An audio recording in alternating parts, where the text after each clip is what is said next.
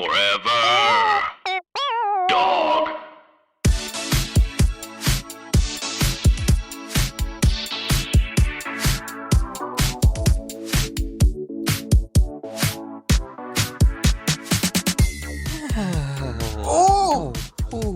Ouch, I got a blister. Oh, wow. Well, Nature's Band-Aid. You've had those blisters before. Hey now. Welcome back for yet another steaming, piping, scalding serving of Hot Goss. This, of course, is our weekly chat show where we talk about events in our lives, issues in politics, and take a deep dive into the DMs. Now, let's get into some Hot Goss. We have the condor. I'm gonna problem. burn that bird. That bird's gonna get burnt by the hot goss. The condors want to sip on the hot. Oh my God! Wait! Who's riding on the back of that bird? Oh my God! She has two birds harnessed, a platform pleaser on each bird's back, and they look happy to be carrying her, as would I. It is our special guest for Hot Goss this week, the one, the only, Peppermint! Yes! Oh, thank you. I'm so happy to be here. Oh Those birds were so nice. Thank you for being here. You know, I have them trained. I pay them well. Atta Thank girl. you for taming the condors. How are you doing? How? I don't know, but I'm Right. actually pretty good. I had a Red Bull and a popsicle, so I'm good. I love that. People keep asking me how I'm doing, and I just keep saying I'm doing. Like I'm trying to do stuff, and because anytime I sit, I get like in my head too much, and then or like I feel like I'm wasting my time if I'm not doing anything. So I just keep trying to do. Mm-hmm. Doing. Yeah, same. Yeah. Peppermint, I'm so glad you're here, and I just want to thank you for being a leader and being a voice, because the conversations you've been having with Bob on YouTube are life-changing, and we've been promoting them and like telling everyone on this podcast to tune in and watch them. So thank you for doing that. Yes. Yeah. When you gonna help her with her wigs, though? I tried. I lost a nail, as you can see. No! Damn.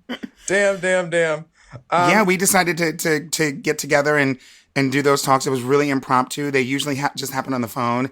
And then it was the first one that we did, because we've done 3 and we're about to do another one this weekend. I guess it kind of turned into a podcast. Oh God.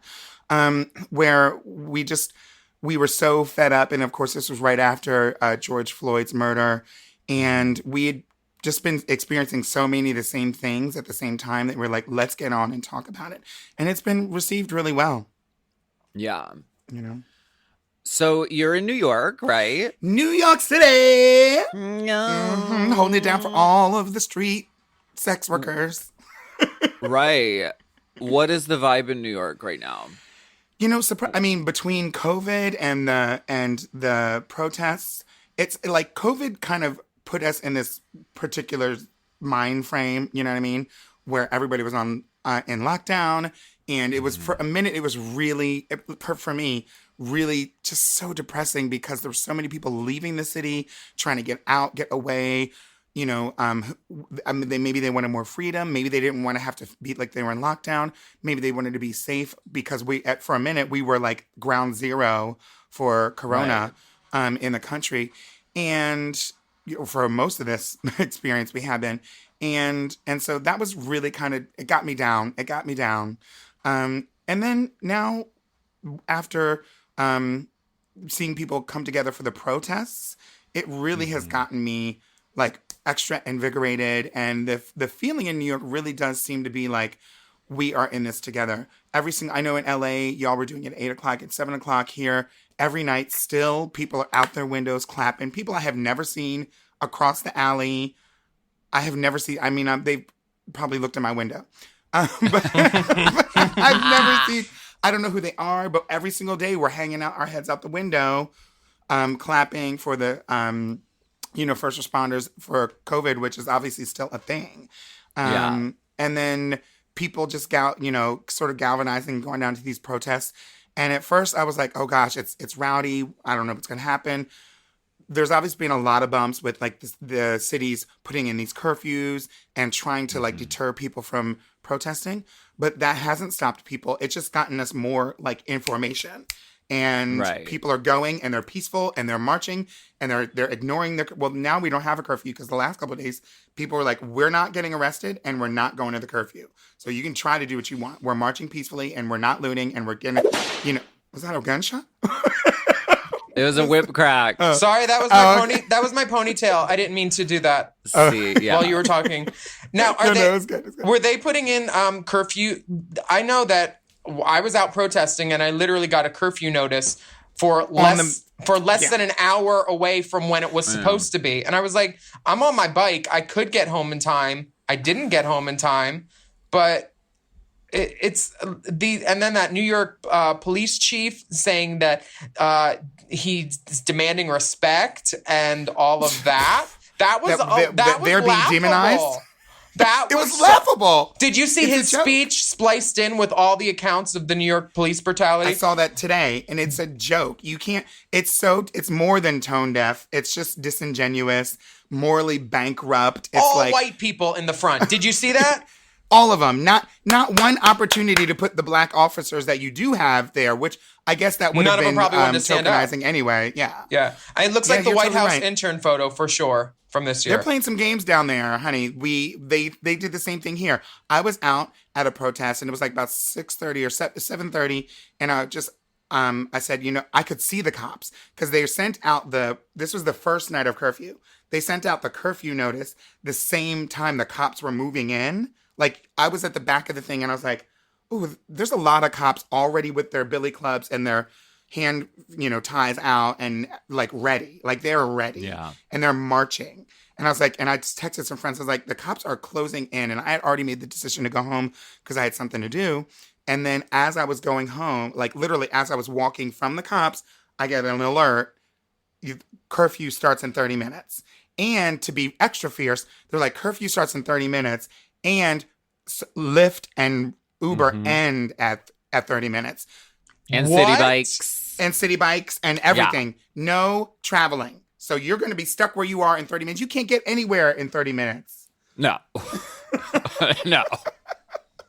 Oh, as any girl who's ever said, just give me 5 minutes, that's 30 minutes at least. Yeah. Oh my God. Hey, I have a question for you. You've been so vocal with everything. You're an activist, an educator, and basically a voice for the community, but you're also an entertainer, and that's been like playing a dual role in your basically career now. Do you think you could ever go into politics? I would. I certainly would. I don't know if I could like right now, but as an older lady, I'm not ruling it out, I mean, yeah, so I could definitely, I want to be engaged with a lot of different people. It's obviously really important for me to talk about for our community, for the LGBT community, for the queer Black community and trans folks. But even more, the only thing I'm interested, in addition to all those things, I'm also interested in really sort of building bridges between the different groups, and just having understanding, being like, easily flowing between everybody. That's like what I'm focused on. Is that what CLAT was originally founded on? The principles Yes, darling. Okay. We wanted to let the people understand. Legend! It was a manual on intersectionality. Yeah. Well, speaking of CLAT, how do you feel about our season 12 crowned queen, Miss Jada Essence Hall? I couldn't be more proud. Yes. I couldn't be more proud. I was trying to be very clear about the message in the very beginning that she was the one person that I thought would take the crown. I couldn't even pronounce crown. I couldn't figure out like what I was saying in. They were going to give her crayons? I was so in awe of her fabulousness. I couldn't even clearly articulate it on not Ray Fisher, on what's the thing with Bob the drag queen? Pit Stop. Yeah. Yeah. But I think she's dope, and I'm so happy for her. It got a little shaky in the middle of the season. I wasn't quite sure I think she slayed it, you know, and there was no robbery. It was well deserved. Yeah. 100%. Yeah, she's amazing. I love her. And every single thing she wears on the runway, I literally would wear. I want all of it. She was in my top 3 when she walked in the workroom. I was wrong about the third one. I thought it was going to be Jan, Gigi, and Jada. Same. Really? Oh, wow. I thought it was going to be Jan as well. Something told me that Jan went. I didn't even think I that assumed Jan would be less than top 4. Me too. Same, totally. And when they told me Jackie was, I was like, I've never heard of Jackie. And then Gina, our mutual friend, said she does a lot of cabaret stuff. I was like, okay, can't wait to see what she does. And then Crystal was just bat out of hell, sent from heaven, because I love everything she did. Talk about a wild card. Yeah, so fucking dope. So, are you watching All Stars 5? Is it on your radar? I watched the first. I mean, it's only been one episode. I don't know when this comes out, but of course it's on my radar. I am a little fatigued, girl. Yes. I have a blister in a spot. I've never had a blister before. On your brain and your eyeball. Fuck you. Those are lesions. No. Wow. The one I have this lowrider bike, and I've been riding to the protests, and like the lowrider part of the seat that scoops up in the back is rubbing against like my tailbone, like right where your crack spreads when you sit on a bike seat. So I literally, thank God I'm not having sex, because I'd have to say, don't mind the blister in my taint. Your ladybugs? Look, you have ladybugs. No, it's not on the undercarriage. It's on the top, like where you get like a palloidal cyst. And if yeah, but it's healing. It's healing. I've been using salves and balms and roses in the Gileads. Those are just my ladybugs. Oh gosh. What are your thoughts on All Stars 5? Do you see any standouts? Because I certainly do. Do you? I can't now. Mainly our new season 5 promo image. That's what I see. I try not to engage with what I know about, the season, maybe what I hear from some of the girls, versus like what's presented to me. I really try to just like experience it. Yeah. Yes. And so I don't have any clear frontrunners. I certainly have people that I would like. So I'm definitely, of course, I'm rooting for Shea Coulee, who is my, I'm rooting for Mariah, because she came out there and did something that no one expected. No one saw it coming, because we know Mariah. We all worked with Mariah. We know she can buck. We know she gets down. We know she's a party girl. We know she's a good time. For her to come out and to give us a full thing, she gave us a taste of what she could do with her brain in Untucked on her season, talking about drag and just give us a little piece of hair and we're the innovators. She's totally correct. And when she came out and gave that performance, it gave me like Tatiana 2.0, very much just out of nowhere. And then, I like that a girl that did like a fun tipping number upbeat thing won, but I think it would have been great if Mariah had won. They should have gone. If I was World of Wonder, I would have gone back in and re-edited that and be like, India, we're still going to give you our money, but for this week, Mariah should win. And she should have won anyway. For real? Let's be real. Be real. This is like, first of all, the choice that she did it, period, I think it's even more well received in the time we're in right now. And obviously they filmed that last year, so how could she have known? But not that this was a problem that came from out of nowhere, but the fact that this is so relevant and a topic of discussion. So I think she slayed, and I agree. It would have been good for them to go back in. I mean, how could they have re-edited it? They would have had to reshoot her winning. Girl, they did it from a video from her phone. Top model voiceover work. Oh, okay. Disqualified. The way they cut together the tie of Monet and Trinity using existing footage. Yeah. I heard Tyra wasn't even there when they filmed that. Really? I don't know. Our job is to first spread misinformation. Wow, that's our mission statement. So, okay, this is on the outline. RuPaul hasn't tweeted since March 28th, and her last Instagram post was March 19th. I have something real quick to say because it is not Okay. It is not my place to critique Exactly. anybody and how they choose to deal with this protest, especially someone who's probably who definitely has dealt with it more firsthand than me. So I can't say much, but I always look for leaders in the community to lead.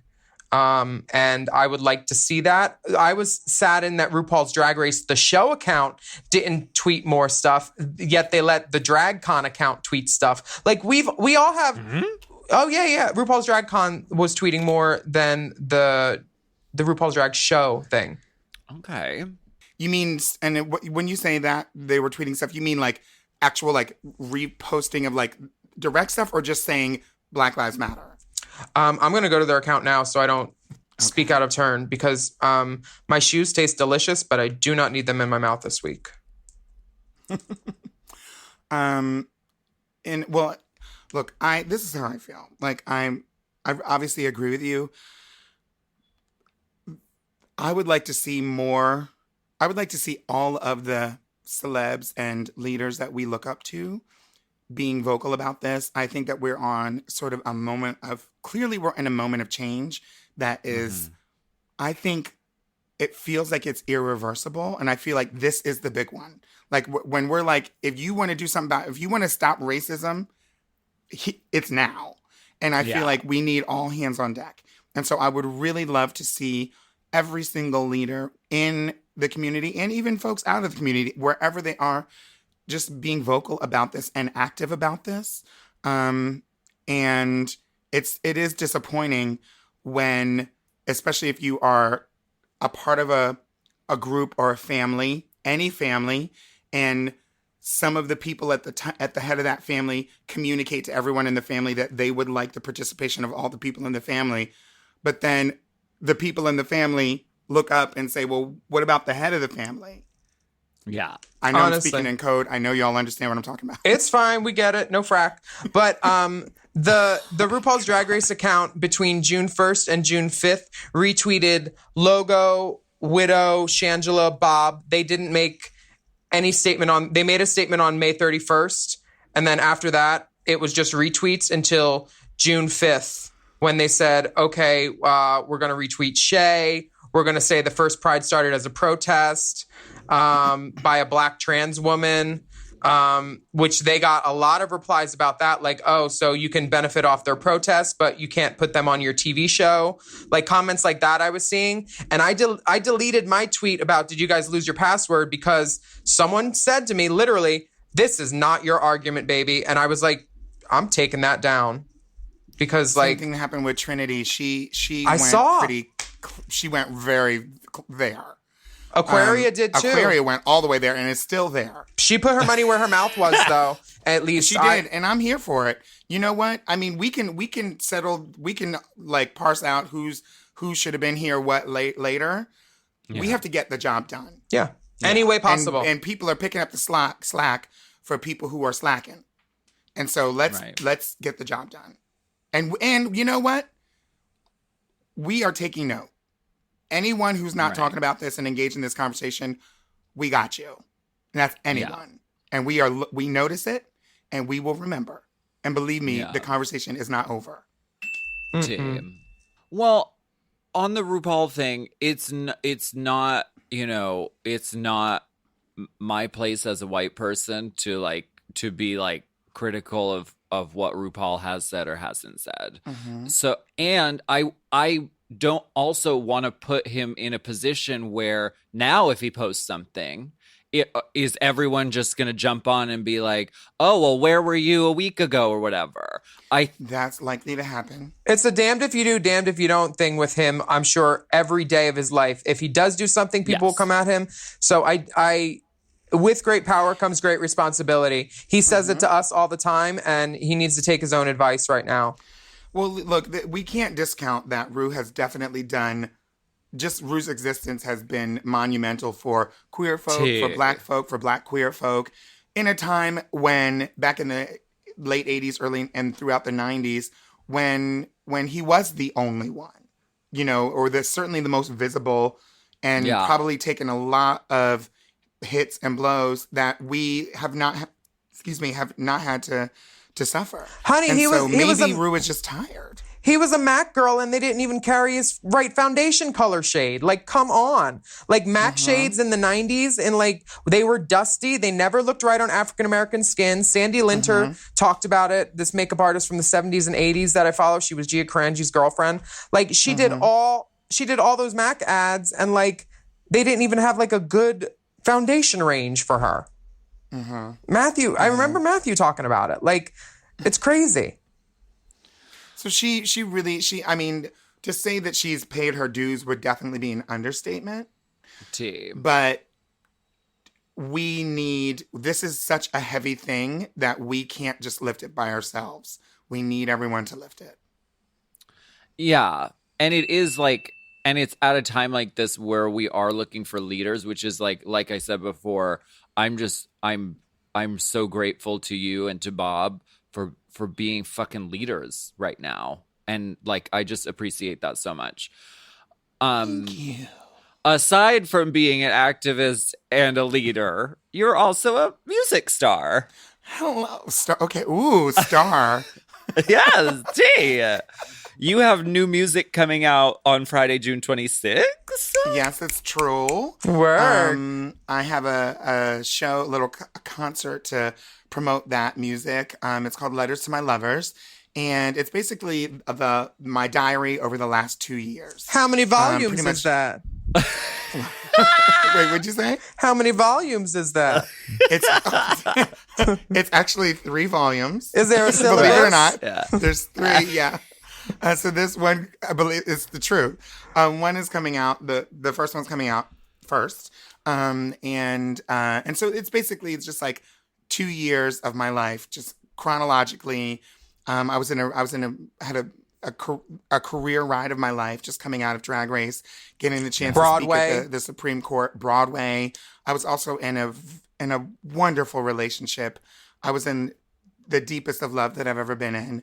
And that ended. So I wrote about all that stuff. And it's not like a kiki cuckoo, like, you know, it's not like a club banger. It's not a house remix. It is straight up late 90s, early 2000s throwback R&B. Willam and Alaska. I know that's your tea. Bitch, give me some Jodeci, give me some Black, give me some 3LW, give me some Drew Hill. Give me some Vince a little Staples. more leaning towards Lauren and Erica, like that vibe. Jill Scott. Oh my gosh. Miseducation of Lauryn Hill is my top all-time favorite album. Whenever someone asks me in an interview, that's the album. That and Velvet Rope I can listen to straight through, no problem. Those are the 2. Interludes and all. All of them. Yeah. This is why we're friends. So that comes out. The album's called the series of albums is called Letters to My Lovers. The full title is A Girl Like Me, Letters to My Lovers. And so hopefully y'all will keep your eyes peeled for it. We already released a single. It's called What You're Looking For. And so that's out now. People can check that out. Corona hit. There's no music videos. I'm just doing a performance and we'll see. I love that. Well, we would like to do everything we can to spotlight this and spotlight you. So you're our Rainbow Spotlight of the Week. So everybody give a little listen to Peppermint's song, and we'll be back in a second. You're feeling like a queen, looking like the baddest they done seen. Wait a minute. Celebrating me, melanated, going for my goals, baby. Yeah, I did it.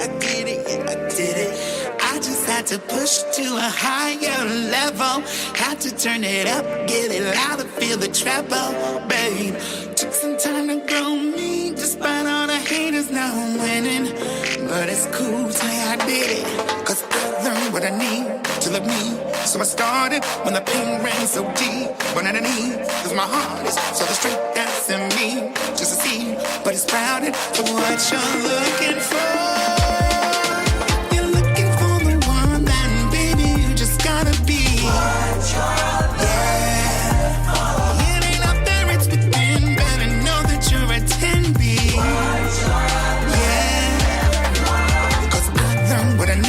To look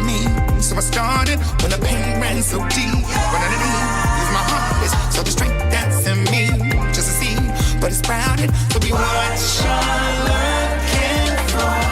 Had to switch it up, steady giving. This podcast is sponsored by BetterHelp. May is Mental Health Awareness Month. A reminder that whatever you're going through, you don't have to go through it alone. You know, life is a journey, and honey, it's a long one. Some days feel good, and others feel a little bit overwhelming. But having someone on your side to listen, to understand, and support you, that can make all the difference. There is so much value in therapy. The stress relief, the understanding of your inner life, knowledge and perspective gained from the process. I really recommend therapy. BetterHelp has quality therapists who work according to a strict code of conduct and are fully licensed in the U.S. And they've got a therapist match commitment, which means you can focus on the therapy goals that you identify by filling out their short BetterHelp questionnaire. And of course, you can change your therapist at any time if your pairing isn't a match. With over 30,000 therapists, BetterHelp is one of the world's largest online therapy platforms, having served over 5 million people globally. And if you're looking for therapy in this new year, check out BetterHelp. You don't have to be on this journey alone. Find support and have someone with you in therapy. Sign up and get 10% off at betterhelp.com/drag. That's BetterHelp, Drag. You know I love a Helix. I just got another one. Feels like another one. And why wouldn't you? We love Helix. Yes, not only is Helix a mattress that is so comfortable, but it also helps me get my best sleep. Help me sleep. Help me sleep. Did you know a study Helix ran found that 82% of those involved saw an increase in their deep sleep cycle while sleeping on a Helix mattress? That is a big percent, okay? They've got high quality mattresses and a reputation to match. I've been on so many mattresses from Helix. I've been on the Midnight Dusk. I've been on the Elite model. Oh, yes. I sleep cool. I sleep on my head. I sleep any way I want on Helix. Exactly. And you don't want to miss out on this Memorial Day sale. Ooh. So here's how you get a Helix. You take the Helix Sleep Quiz, Check. And based on your answers, they recommend one of their many different models. Mm-hmm. So if you like it firm or you like it soft, or if you run hot when you sleep, Helix has something just for you. And you can rest easy with seamless returns and exchanges. The Happy with Helix guarantee offers a risk-free, customer-first experience designed to ensure you're completely satisfied with your new mattress. So do something good for yourself and get a Helix. Lay around all day, rest easy, and sleep well. Go to helixsleep.com/drag for 27% off site-wide, exclusive for listeners of Race Chasers. That's right. That's helixsleep.com/drag for 27% off site-wide. Make sure you enter our show name after checkout so they can know we sent you. That's helixsleep.com/drag. Chime is changing the way people bank. They offer the most rewarding, fee-free banking, and it's built just for you. I don't want to interrupt here, but I want to chime in. They're not like traditional old banks that charge you overdraft and monthly fees. Plus, they have thousands of fee-free ATMs. There's nothing more frustrating than added fees when you're just trying to access your own money. Exactly. So with Chime, you are not just switching banks, you are upgrading to America's #1 choice for banking with a Chime checking account. And how about some of these benefits? All benefits here, honey. Get 5% cash back on a Chime card in a category of your choice, like gas or groceries. And you get savings that grow faster with 3.75 APY. That's 9 times higher than the national average. And don't forget, they also have Spot Me, which lets you overdraft up to $200 fee-free. We all need to be proactive in our own finances and understand what our money's doing, and banking can be confusing. There's so many hidden fees and policies that are different at each bank, so you have to look out for you, and with Chime you can do that. Yes, God, and don't just settle. Find what works for you and get the perks and benefits that are beneficial to your life. Check out Chime. Honey, I did. I'm a Chime user, and Chime is not just smarter banking, it's the most rewarding way to bank. Join the millions who are already banking fee-free today. Head to chime.com/drag. That is chime.com/drag. It only takes a few minutes to sign up. Chime is a fintech, not a bank. Banking services provided for MyPay and Chime Card provided by Chime Bank Partners. Optional products and services may have fees or charges. Stated annual percentage yield and cashback for Chime Prime only. No minimum balance required. Checking account ranking based on a JD Power survey published October 20th, 2025. For more information on APY rates, MyPay, SpotMe, and travel perks, go to chime.com/disclosures.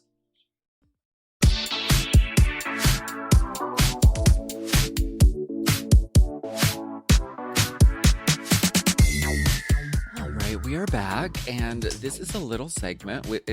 We do have a sung intro, so feel free to join in. Feel free to vocalize. If you like. Actually, 3-part harmony would be great on this. So we're known for our amazing singing. On Live this vocalists podcast. first. So, here goes. Okay, it's the song "Let's Get Physical," not by Dua Lipa, by Olivia Newton-John, but we changed the words to "Let's Get Political." And it's in E sharp above staff. Okay.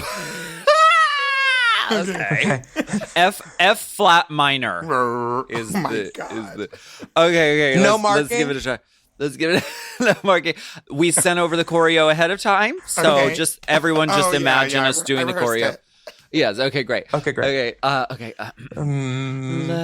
Let's get political. Political. I wanna get political. Let me see your poli sci. Oh my gosh, that was amazing. Yeah, I've been taking lessons. I wasn't talking to you. On Skillshare? Skillshare. That's Skillshare.com/drag. Chad Michaels does the class on Skillshare. That sounds like a dolphin, not share. Girl, I just finished. I have one more class left in Rue's masterclass. I live. How's it going? Well, if you've read her books, you're familiar with all of the stories. There are no new ones. There are some things that I definitely. She contradicts herself often. If you watch them all in straight her through. masterclass. Yeah, she's like, failure doesn't exist, and she's like, use your failures, blah blah blah, and like there's a lot of stuff where you're just like, huh, like. Huh? This is what you got. You can tell she did it in less than like 2 hours. Like, honestly, it's just her talking, which is useful in some points, and you get to hear a lot of wonderful stuff. But this is a political segment, and since she has been less than political in the past couple months, we don't need to talk about her right now.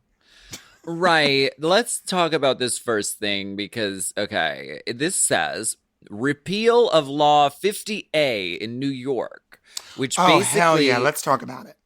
And it basically no longer allows police officer records to be secretive or private from the public. So the following quote comes from the New York Daily News. Willam, do you want to read it? Sure. New York lawmakers took action Tuesday by voting to repeal 50A, a state law used by police departments to shield disciplinary records. The bill passed along party lines in Senate 40-22, with all Republicans voting against the measure. The Assembly approved the measure 101-43 Tuesday evening, also along party lines. The Democrat-led legislature approved the long-stalled reform of the statute, which is routinely used to keep the public from learning about police misconduct and disciplinary actions taken against officers. The law became a point of contention following the 2014 chokehold death of Eric Garner at the hands of then NYPD officer Daniel Pantaleo, whose disciplinary record was shielded in secrecy. So this, if I'm getting it right, this is a good thing that happened. Yeah. Absolutely. Because the police in general as a culture have this policy of sort of protecting The blue their wall. own. It's the blue wall, and there's a lot Right. of little bricks in the blue wall. Mhm. Each state has their own sort of set of rules and regulations or policies Mm-hmm. or laws that add to being bricks of that blue wall. There's 50A that was in New York. There's another law, I can't remember the name of it, in Florida, that lists any police officer involved in an interaction that kills a civilian. So anytime any civilian gets killed while they're on duty, that the police officer involved in that shooting or killing is listed also as a victim of that crime. And As a then their victim. records are sealed and their identity is hidden. and protected. I And don't- so if someone shoots someone and they're unarmed, all we know is someone got shot, but we don't know who the officer is, which just protects them, and then they blend them into the system.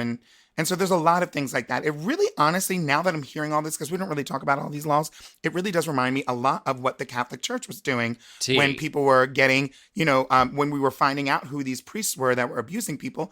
They would just absorb them back into the system, shuffle them through, and then we Move didn't them know around. who was, a shell game, Right. I don't understand how there's not more accountability for us as a public, because they're supposed to protect and serve. Our taxes pay their wages. They should have to answer to us. We shouldn't have to dig for answers and hope that they give them. Like, this should all be policy. I don't get No, it. they're not there to protect and serve. The only reason that they're and Isn't that their motto? I'm going to catch them hit. That's the slogan. The slogan is that they're there to protect and serve. That's the slogan. And that is what we are told, because it's very important that you have the community cooperation for policing. It really doesn't work if the public is like fully against the cops, which is starting to happen now. Which is why Minneapolis did the defund thing finally. Exactly. But the real model is initially, and Shay talked about this in some of her posts, is that the modern day police force in the States, which is that model has been taken to other places, was really invented as a way to control newly freed slaves and police newly freed slaves, to protect white property and white bodies right after the proclamation, Emancipation Proclamation. And so now that we're like in this currently, it is really just an arm to sweep. It's literally the broom that sweeps bodies into prison. We're the only country in the world who has a for-profit prison system, which means that they get basically earn money for every single bed that's full. And so now they have these full beds. They need someone whose job it is to just get people into those beds, regardless of what, make it look pretty, but get them into the beds.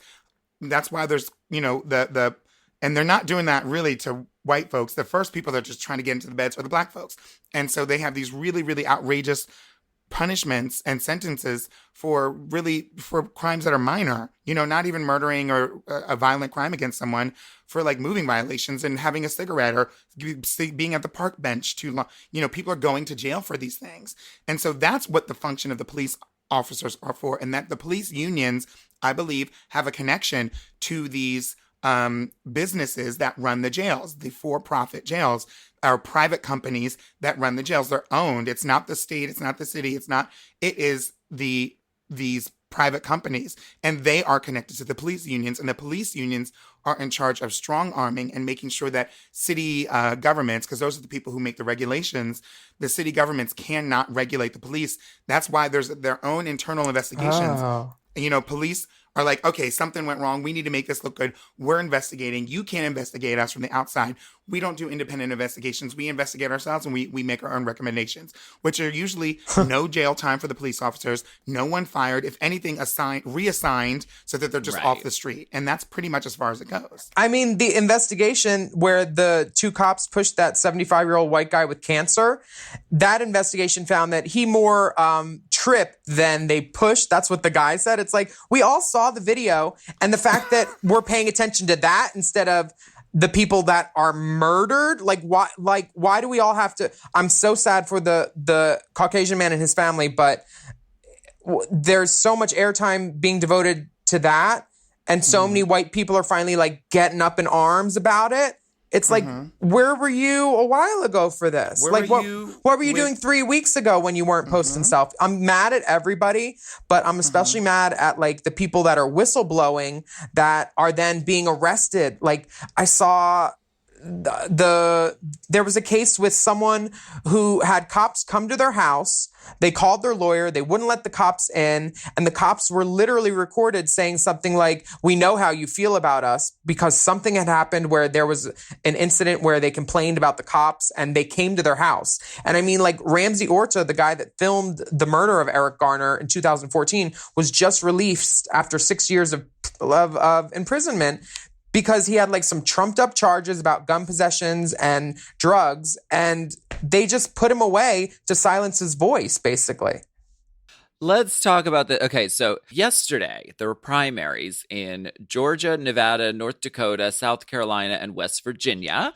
People turned out to vote, but it was reported that all over Georgia, there were broken voting machines and very long lines to vote. And these reports were predominantly from Black and brown communities and didn't seem to affect white districts or more affluent districts or Republican districts. This is voter suppression. Typical. Right? I mean, Yes.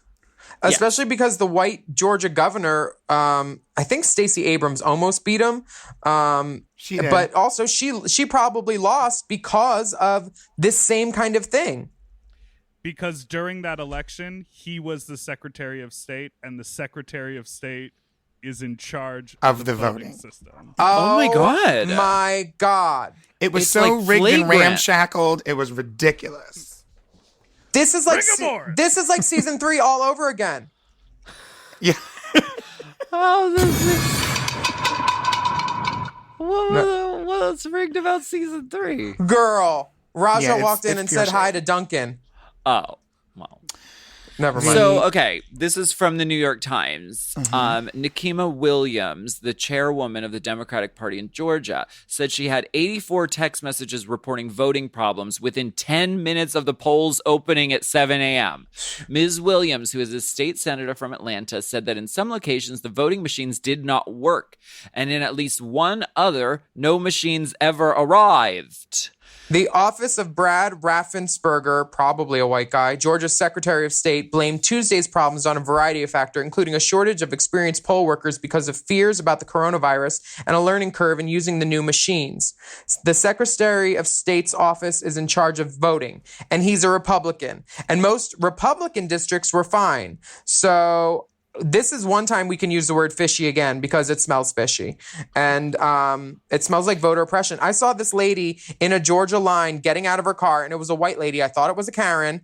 But she was screaming, telling everyone to text their senators, text the news outlets, text the everybody's, because she said, I used to work in the Obama administration, and this should not be happening. And like she was totally an ally, but she had to leave to go home to take medicine because she had been there since 6 a.m. and the cars hadn't moved in hours. They weren't letting people in and stuff. Like I saw they just need to. on Justin Bieber's Instagram Live of all places. There was video. He was trying to spread the word about this, and so he gave access to his live so that they could go directly to one of the polling sites there in Georgia. And the folks had been there for like 6 to 8 hours waiting in line, trying to get through. And there was still a really, really long line. People were obviously giving up and going home because they have to, like you said, the lady had to take medicine. People had to leave. That's a long time. And a lot of these, and the voting poll station was in a Black neighborhood, obviously, in a senior center where people are still wearing COVID. It's still a thing. And so it's just, it's ridiculous. But this happens, this is not the first time. It happens every single year, and it just was less of an issue. But I think now, in the light of Corona and Black Lives Matter, people are just more paying attention to it. And the fact that I think more people than ever, I hope, want Trump out of office. And so people are really paying attention to the voting. And, you can just put your ear to the ground. We can hear it. If we don't fix the candidate aside, because there's a lot of people that are like, oh, it should have been Bernie, it should have been whoever it is not, we might have problems. We will have problems. Could have problems if we do not get the voting situation together, straightened. And I think the best solution right now with the 4 months we have left is being able to vote from home, absentee voting, being able to mail in vote, whatever. Because obviously we can't trust them to set up machines and deliver machines to the place and have electricity at the place where it needs to be. Yes. But I mean, even if we do vote, I mean, the Electoral College, it's gotten us twice in our lifetimes already. So what the fuck? They need to dismantle this shit from the get-go. They need to take away the Second Amendment and change that so we could be like all the other countries in the world and have less shootings, because that was originally made to like keep slaves in line and shit and defend property. We don't need that anymore. And like defund like all this police and military stuff and just like The Electoral College is the same kind of bullshit that needs to go. That was put in place so there wouldn't be a disproportionate vote of people because, once there were tons of free people in the South too, they would be voting against the plantation owners, I'm sure. Like the Electoral College knew what was up and they protected their white asses for the future. And that's disgusting. So I'm all for banning that too. I'm glad that there's more spotlight on this because, like you said, this has been going on for a long time. But these are like dirty, nasty tricks that are being used just to oh, I'm so sorry, the machines didn't show up. How crazy! Oh my God. It's not good, and it's good that we're exposing it. Girl, Okay. they got tricks all over the world too. They started trying to introduce a bill that would ban LGBTQIA adoptions and same-sex couples adopting. One of my best friends from high school, Ryan, is one of the smartest guys I know. He has 2 adopted children, and they're the cutest boys ever. One's African American and one is white, and I follow their account and it brings me so much joy for the future because I'm like, those kids don't know racism yet. Those kids are cool. They're having a good time. I literally look at his account and just rewatch videos. I don't want the next generation to be having the same talk in 20 years. So this is the thing though. It's not, agreed. I do not either, which is why this moment feels so crucial. But the thing that what we're trying to get people to understand, and I had a really long talk with a queer porn star yesterday, which is another industry we are about to come for in terms of racism. The racism is baked into every single thing. It's less about the actions of the cops or someone using the N-word or someone joining the KKK.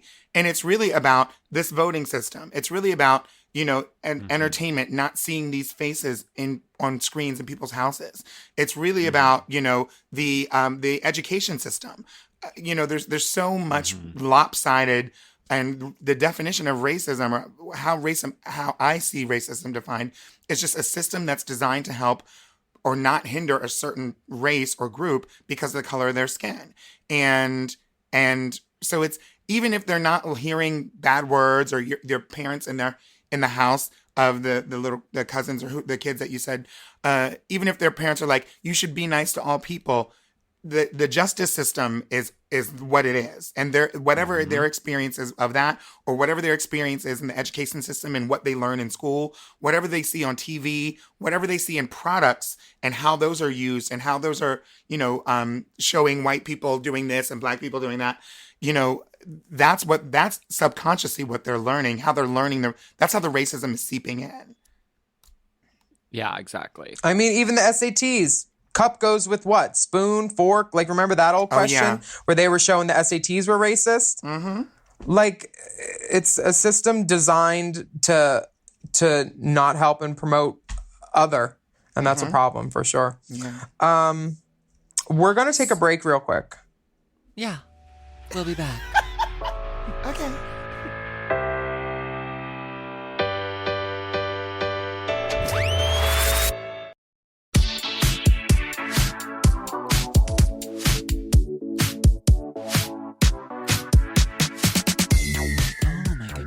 Ooh, my bank piece just fell off. Oh my God. Oh, no. Don't look at me. Show. Don't look at me. Cut it.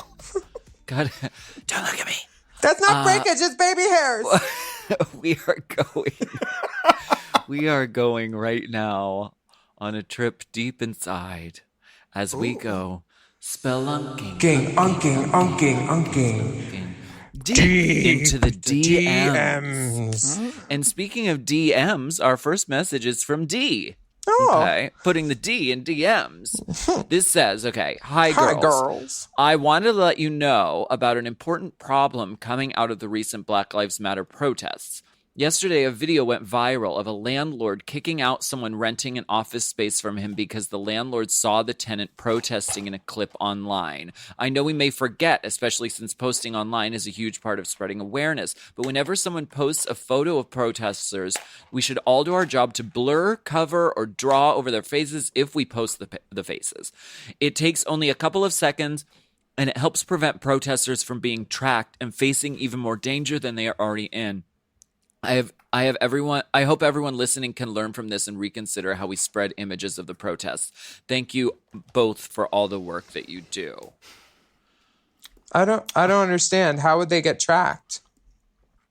Girl, because it's that thing. I mean, everyone's sort of like, somebody posts a picture from somewhere. People on the internet are sleuths. They can be like, oh, well, this I can track it through Oh, Facebook. yeah, you can I reverse confirm Google who image that- search thing. And if it gets picked up, especially if it gets picked up by an outlet, a news outlet posting about it. Sure. So there's lots of different ways. Listen, the truth is, I know that that's like a way to sort of try to subvert another subversive move of people using image search and facial recognition software to either the government, the cops. There's reports of the police using that and kind of retaliating against people for exercising their First Amendment rights.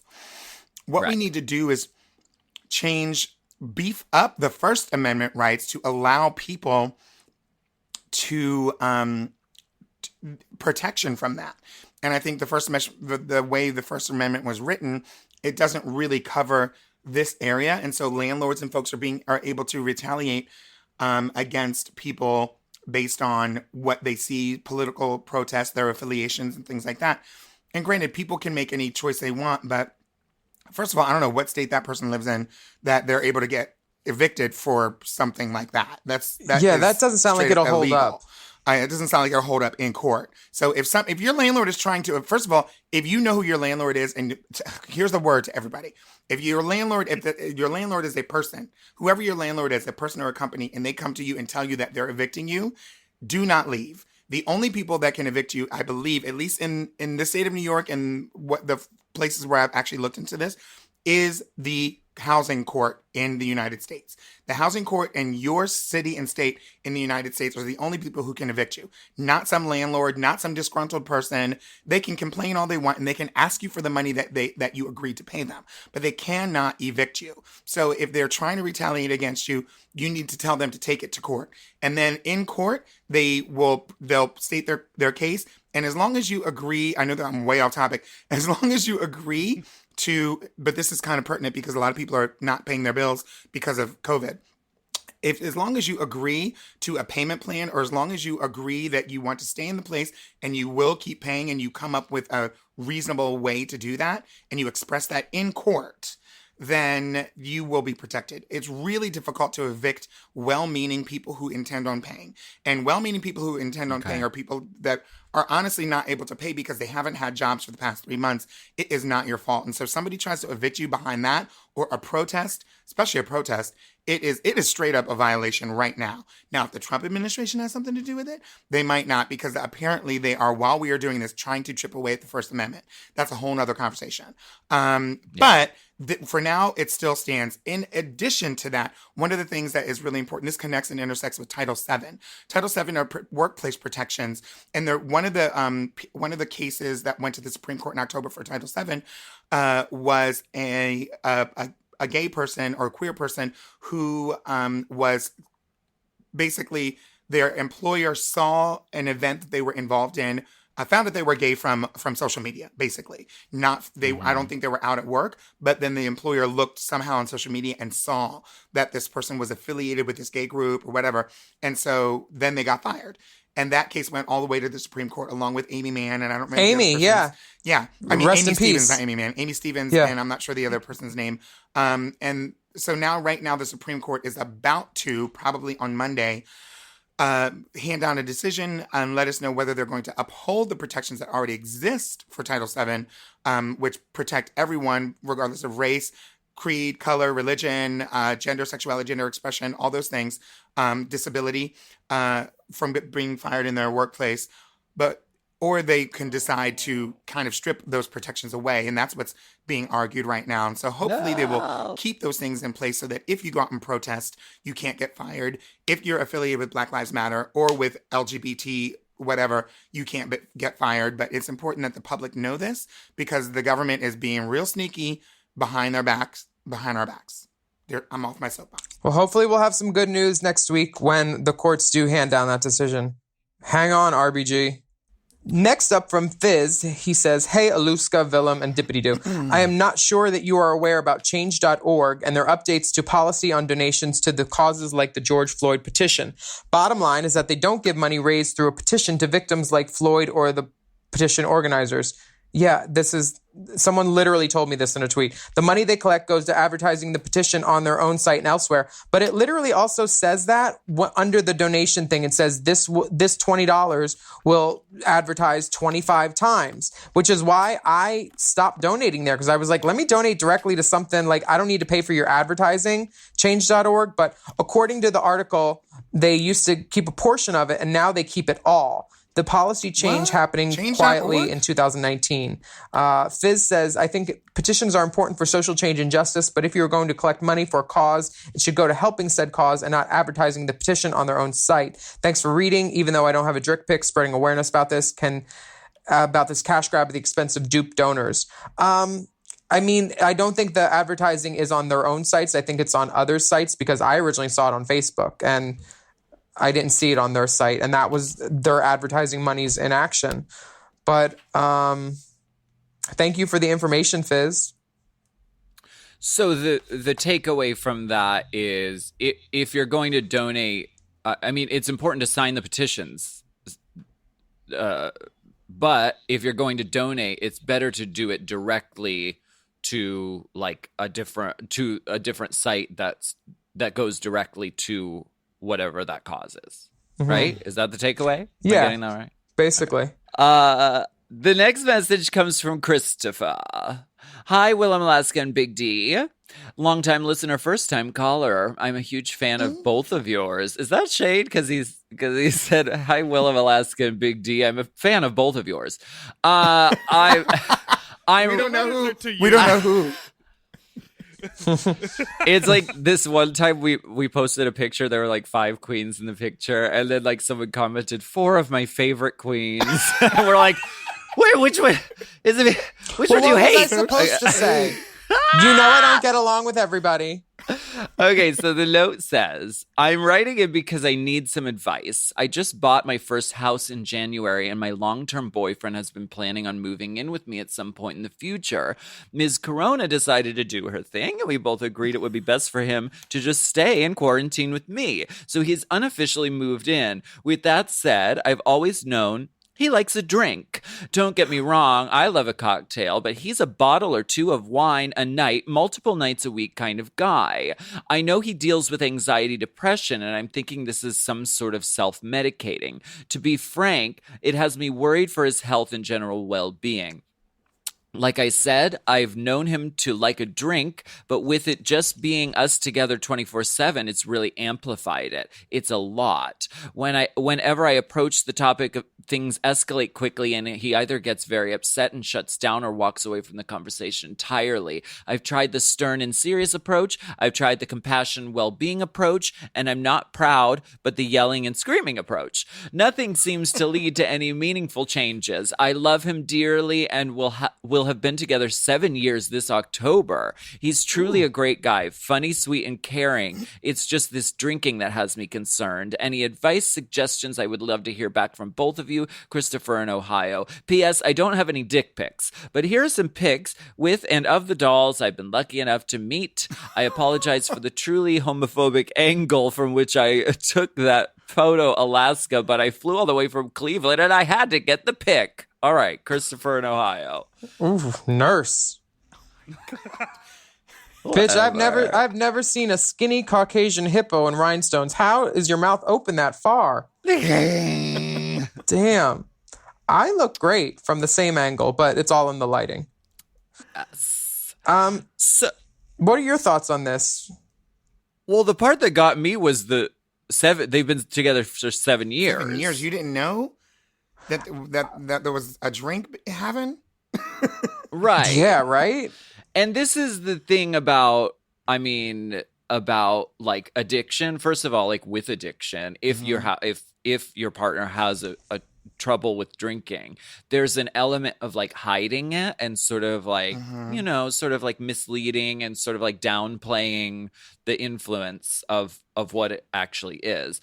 But everything gets amplified when you move in together, and also when you're quarantined, because you're really moving in together because you're spending all of your time together. So sort of everything gets amplified. So it could be that his drinking got amplified because maybe he was having a little bit of drinking, but being in this sort of heightened, like, stressful situation maybe caused him to, like, even just ramp that up. Yeah, I think they should just sit down, crack open a nice bottle of red, and talk about it. Stop that. Honestly, I don't drink anymore. It was never a problem. I don't drink any less. Oh.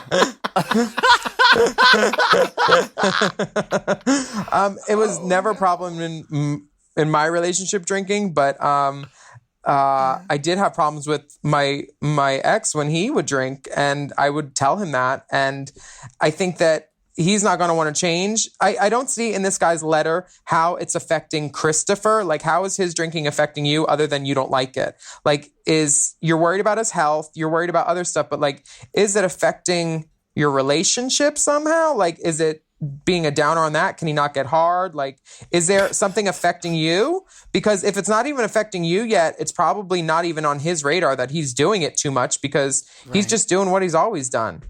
And he's not going to want to stop until he has a better reason or he has a rock bottom. And both of these things need to come from him, not from you, really. I mean, you can inform him and stuff and tell him, but people stop when they want to stop. True tea. Well, do you want to read the next one, Willam? Yes. From Ryan. Hello, Alaska, Willam, Peppermint, and Big Dipper Wellington III. Lately, I've been thinking a lot about the power of drag. I guess it's from watching We're Here along with Secret Celebrity Drag Race. Yes, I watched it. Secret Celebrity. By the end of the show, you'll discover who the celebrity is. Well, the contestants are more famous than the celebrities, so let's just be blunt. And seeing what happens having a drag makeover has meant to every single person involved. I don't want to become a drag performer, but I would be interested in having a one-time drag experience, because it seems to me this is something that everyone should experience at least once. Do you have any tips for someone who could successfully feel their full drag fantasy? I don't think I want to be a drag performer, but how can I start being a drag performer? T. I'm sorry. Or alternately, because we know any makeup I would do on myself would be extra crunchy, do you think there are any divas out there after the Corona times who would offer makeover services and do a little photo shoot in exchange for a few coins on the dresser? You could put something on the dresser. Thanks for all your award-winning services to the community. I've attached a few pictures of my explicit dick and balls. Ooh. Oh, sorry. Whenever I see dicks that big, I have to sneeze because I have to clear my nasal cavity because I'm about to be flooded. Send a screen share. Dipper. I emailed you the outline. Oh, it's in there? Sorry. I'll text it to you right now. Okay. Well, okay. This member is standing up at I guess it's a 45-degree angle. I don't have a protractor with me, but I do know that my book, which is also featured, is 12 inches long and is in the background. So foregroundly wise, I would say his member is 8.4 inches. And it is a gingered salute, dusting of hair. And bright red ginger hair. And listen, he says and balls for Alaska. Listen, I am not like some ball fiend. I'm the ball girl. I find it curious that people who send dick pics consistently edit out or hide their balls. So thank you for showing like the entirety of what you've got and not trying to like pretend you don't have balls. I appreciate that. Thank you. Also, the moles look even. The coloration is fair. There is no chafing, and the perimeter seems clear. So as far as the question, the answer is yes. There are queens who are fucking good at makeup and good at hair, and you should pay them properly. Mm-hmm. But I'm sure they would be happy after the Corona times to get you up in gig. And I agree that I think drag is very transformative, and everybody deserves to have that moment of turning around in the mirror and just being everyone. Girl, I put Anthony in drag, and he didn't want to go home. He's like, "I take it off." I said, "Mm-hmm." Yeah. He was so sad. But I would also like to say that in New York they had something called Miss Vera's Finishing School for boys who want to be honey, girls. Yes. Seriously? Where, like, How do you yeah, remember that? Where were you? I wanted to start this. You weren't here. Baby girl, I've been in New York since I was 16. Okay, bitch. Yeah, Miss Vera's Finishing School for boys who want to be girls has always inspired me. I've wanted to open an experience like that with Airbnb in LA, and I was working on it before Corona.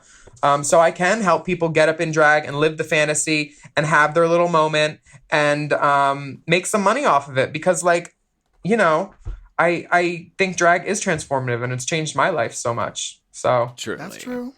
did you It's know Miss Vera? powerful. Yes, darling. She used to come in. She used to bring her clients, her clientele. That's how you'd say it, clientele, into Lips, where I used to work, Lips Drag Restaurant.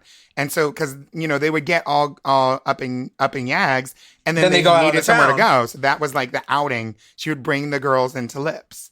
Yeah. What I'm going to do is I'm just going to go across the street to World of Wonder and say, hey, I got some new girls for your basement shows. Can I send them through the back?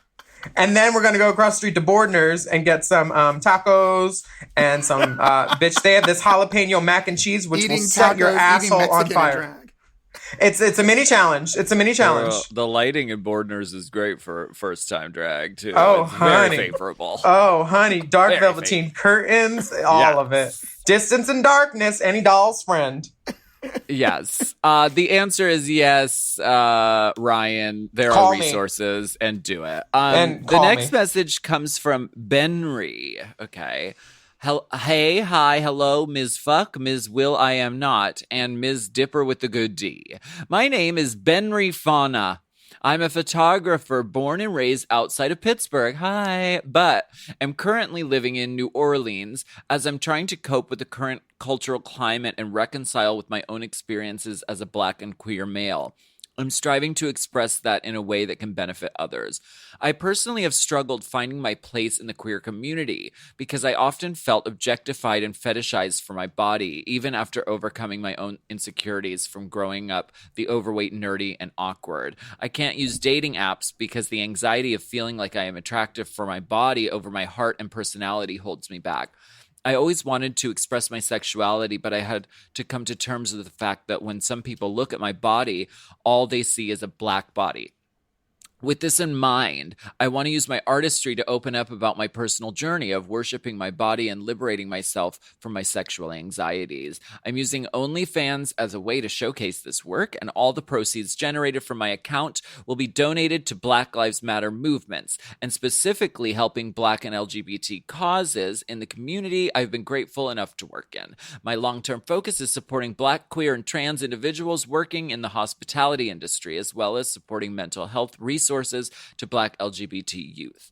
Willam, you and I have actually worked together once before. Oh, you God. came to New Orleans with the Haters Roast tour last year, and I was your green room server. You were so kind to me. I remember being obsessed with your denim sandals, and you gave me a lighter with your face on it, which I still cherish.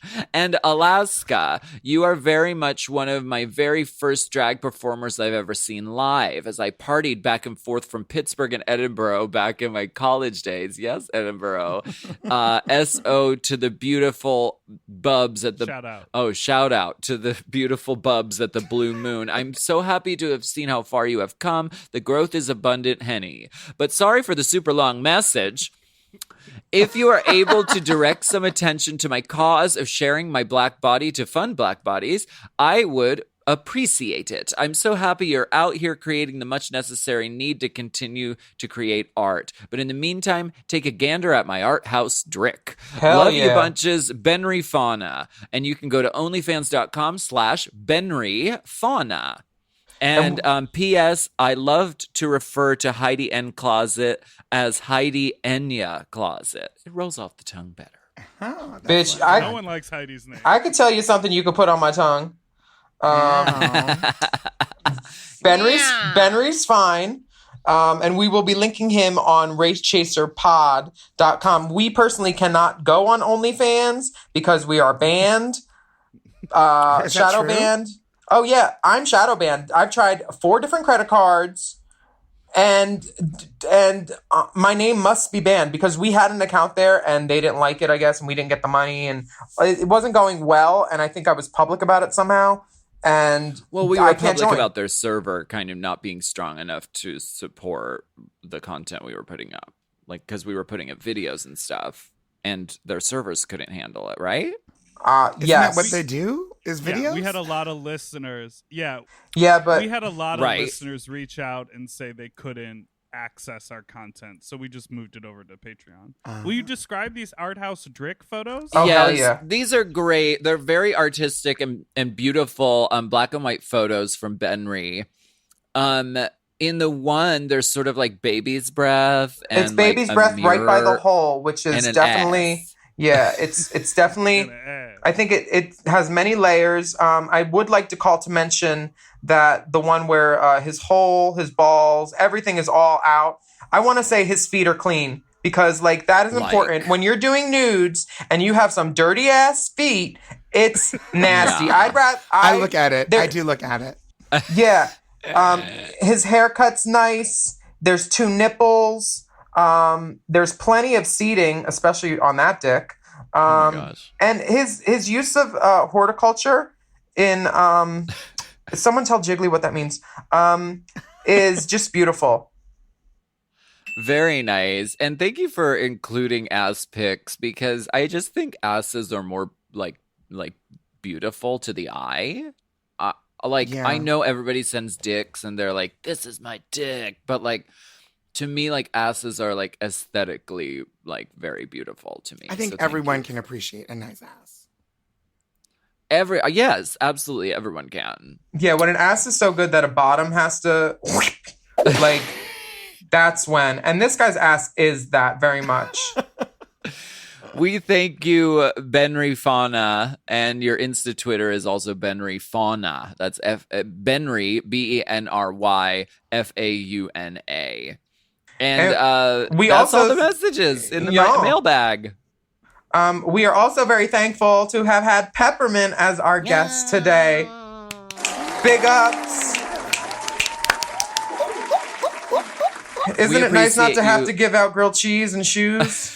Girl, remember that? Remember that? I remember Actually, that. I just saw the video. I remember it, and I know they were taking video. I never saw like the full. They had like a couple of like full videos, like a 5-minute this and a 10-minute that. Did And they? he sent it to me, and I'll send it to you. It's actually really good. Like they made They a made me movie take about mine. the whole thing, huh? They made me take mine down. I had a little video about it years ago, probably 2012. Peppermint and I did a gig where we gave out grilled cheeses on the street while trying to promote these ugly ass Cole Haan shoes that didn't fit any of us. They hurt my we were- feet so bad. Oh wait, they did fit you, right? Yeah, they fit me, but I think other people were not wearing Kohans. They fit me, but barely, girl, barely. Oh girl, they fit me too, but I told them they didn't because I was not about to put that on my foot. Oh my God. I was trying How to play dare along. And grilled cheese was the promo? Well, they were Yeah. like, it was like out on all night, go out on the streets of New York, and then so they had us giving grilled cheese to everybody. It was cute. Because it what was a says cute little coin. what says? Yes, that was it. I mean, and I'm lactose intolerant, and I'm trying to give out grilled cheese. But it was like a Good whole luck. week worth of. It was like we were working there for a week. We had like fittings. They wanted to see what we Fittings were and meetings wearing. and conversations. It was a and- lot. The gigs. Well, we thank you so much for being here, Pep. I'm so glad that you were on the pod with us this week. It's nice Yes. to do it in And- real. Like I guess I don't know if we're in person, but last time I was on, it was just a quick phone call, and it was when I was at the Supreme Court. So thank you for inviting me back on. Yes. I do want to mention, And to I do everyone, love I do love your drag today. This nude power net illusion with the bugle beads.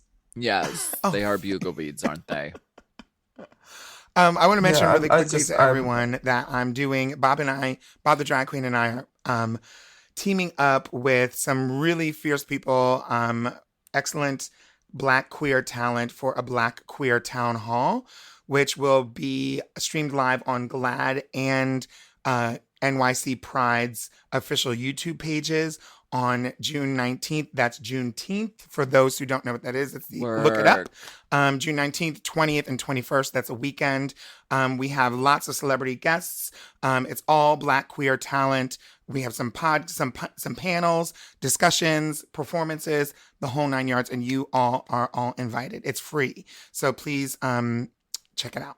We will link that on our Race Chaser Pod Instagram. And if you'd like to see more of us on Instagram, you can follow Peppermint at The Only Peppermint or Peppermint 411. 247. Peppermint 247.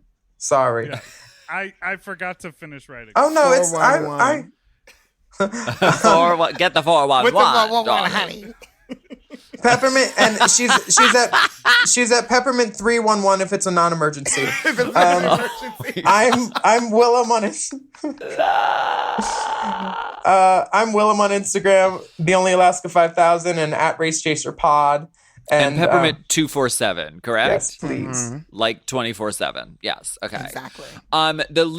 The link in our bio on Instagram at Race Chaser Pod has lots of places to donate money in support of the Black Lives Matter movement. Check those out and do something every day to educate yourself, to practice anti-racist behavior. Reach out to someone with resources. Look for volunteer opportunities. Go to a protest. Donate to an organization. Sign petitions. This is not a one-time action. This is not a fad or a trend. The journey is ongoing. Yeah, and if you want to contribute to that journey here on Hot Goss, you can send us your questions at racechaserpodcast@gmail.com. Good questions and know to get priority boarding and service animals.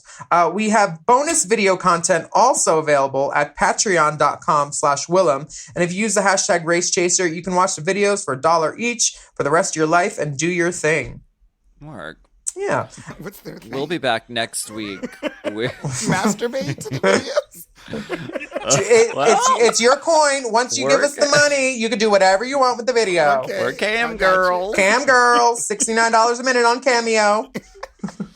We'll be back next week with more Piping, steaming, scalding, boiling, hot goss.